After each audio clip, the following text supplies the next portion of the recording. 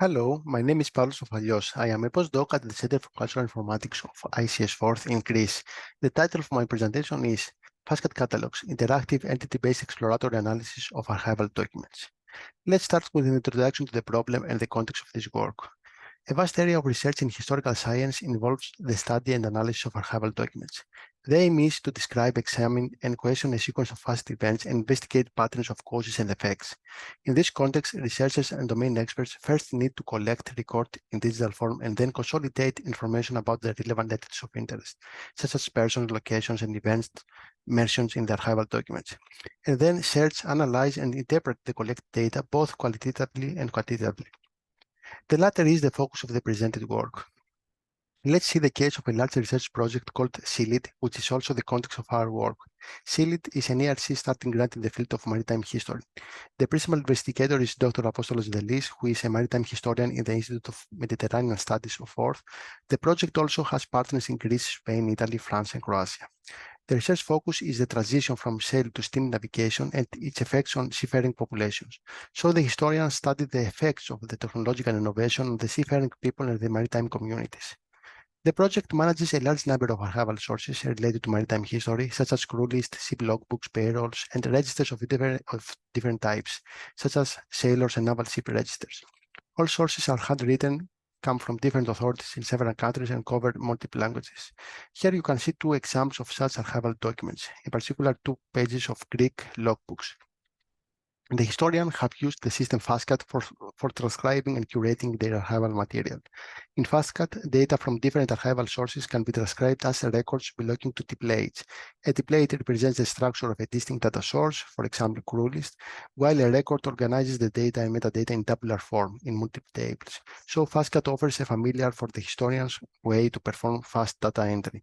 Here you can see an example of a record of type crew list Rollit Equipagio.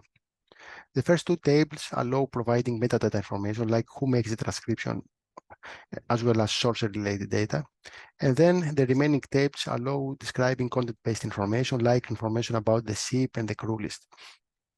More information about the FastCat system can be found in this paper. So the problem is how to support historians in exploring the archival data transcribed using FastCat and stored in a JSON database through an intuitive-to-use, user-friendly interface. To cope with these problems, we have developed the system FastCat Catalogues. FastCat Catalogues is a web-based system that allows the entity-based exploration and analysis of archival data. As we will see, it has been designed considering real information needs provided by a large group of historians with the aim to support them in finding answers to their questions.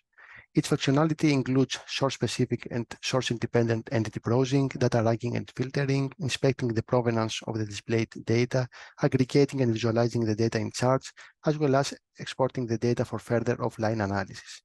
Also, it is highly configurable. As we will see, the only requirement is having the data in a JSON format. There is a publicly available demo in the shown URL, and its code is provided as open source through GitHub. Let's now briefly talk about related work. The majority of existing work support searching archival documents based on metadata or textual search on the full contents by using search engines like Elasticsearch or Apache Solr. On the contrary, FastCat Catalogues allows searching based on entities of interest and their relations, which highly depend on the context. For example, for a ship, a location can be different things depending on the context. For example, a departure port, a destination port, a port of call, a construction location, or a registration location. Another direction of works use semantic technologies for representing the data as a knowledge graph, as linked data. Although such an approach allows representing the entity relations clearly and with no ambiguity, it requires extensive conceptual modeling and ontology engineering work, as well as transforming the data to RDF and thus maintaining the entire workflow. Also, an additional access layer is needed for supporting end users searching the data in a user-friendly way, while there are also problems related to the efficiency of the search service and its scalability and reliability. And all this adds a significant overhead in the overall workflow. Before describing the system, let's first see the user requirements and how we analyze them for better designing the system. We gathered a list of more than 100 information needs from the maritime historians working in the CILIT project. Here you can see some indicative examples. For example, what are the places of construction of ships during a specific period? We then try to categorize this information needs. We identified 4 main categories. 1, finding information about one particular entity, such as the construction place of a specific ship.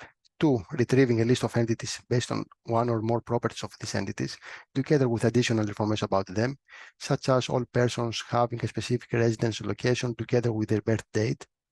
3, grouping a list of retrieved entities based on some property or characteristic, such as grouping a list of retrieved persons by their profession.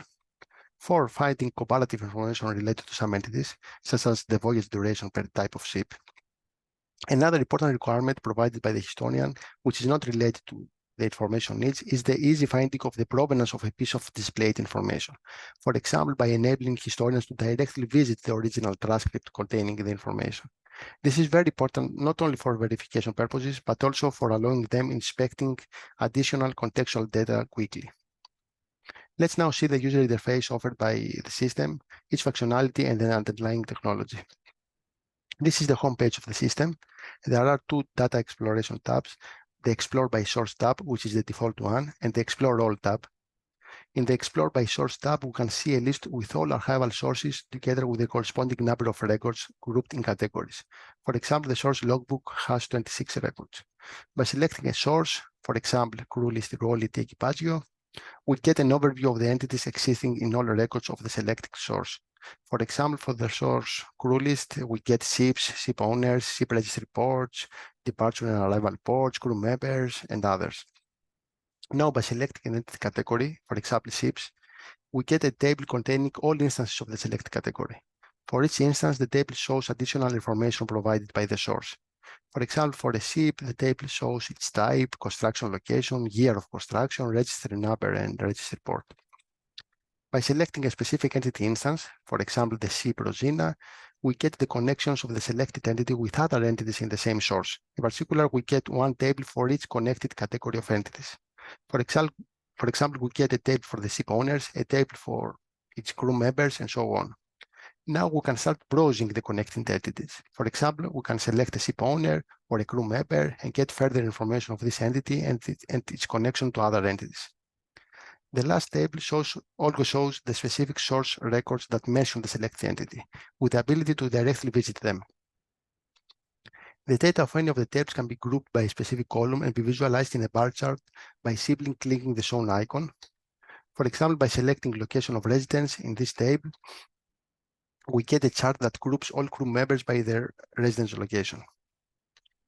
The data of both the table and the chart can be downloaded in CSV format for further external analysis. The table data can be also ranked by simply clicking the name of a column. Also, the data of the table can be filtered through different options depending on the column type. For example, for text columns, we can write a text and select contains, not contains, equals, starts with, so on. Similarly, for numbers, there are options like greater than, lower than, and so on. Something that is very important in this context is that for historians, unknown values are common but constitute important information, especially when performing quantitative analysis. The system considers and shows unknown values in both the tables and the charts. Now, the homepage of the Explorer functionality shows a list with all the categories of entities from all the different sources, so the user can start exploring the entities across sources. For example, by selecting the category ships, the user gets a table with the ships from all the different sources. The columns shown in this table are the union of all the columns shown in the tables of the sources that contain the selected entity category. And if a source does not provide a column, we set the value not applicable in the corresponding cell. Then by selecting a specific entity instance, we get all sources that mention the selected entity. For example, by selecting the ship Adriana, we see that there are 2 sources that mention it, account books and payroll. By selecting one of these sources, for example, account books, we are forwarded to the corresponding Explore by Source page, which shows the entity's connection with other entities in the selected source. Now, a few words about the underlying technology. The front end has been implemented in Angular and the backend in Express.js, which is a Node.js framework for creating APIs. For the tables, we make use of the AG-Grid library, and for charts, the library chart.js. Now, a few words about the system configuration model. The system operates over a set of JSON files, each one corresponding to a record containing the transcribed data of a single archival document. The files are organized in folders, one for each different type of source, which means that each folder contains JSON files of the same structure. For configuring the system, we need to define a set of configuration files. First, the templates.json file in which we define the types of sources, then one configuration file for each different source in which we define the entity categories that appear in the records of the corresponding source, and finally two files for the Explorer functionality, one which defines the entity categories and their groupings, and one that defines the sources and the tables that provide instances for each entity category. Here you can see an example of the templates JSON file where we define the source types and their groupings.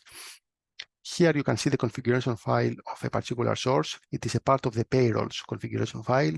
For an entity category, we can define the entity properties that will be shown in the table, as well as its links to other entity categories. For the Explorer functionality, you can see here the Explorer configuration file, which defines the entity categories and their groupings.